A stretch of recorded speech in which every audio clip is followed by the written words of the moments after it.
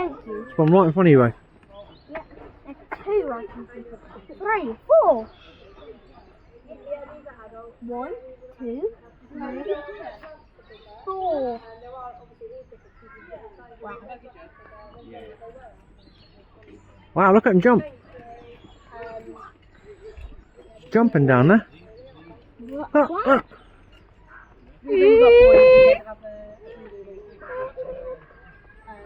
The girls are in charge in Lima Society, so when we do have a breeding group, it's the girls that here.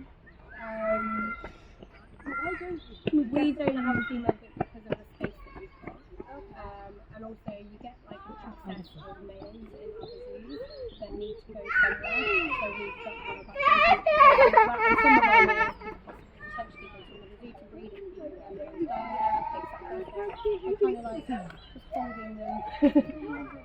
Yeah, they're in reserve. They look amazing.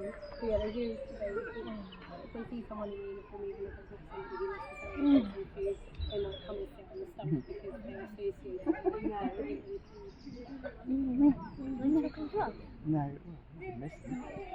around the corner of the house, you may see we've got one red fronted we did have 2, they were partnership, Mandy and Mango.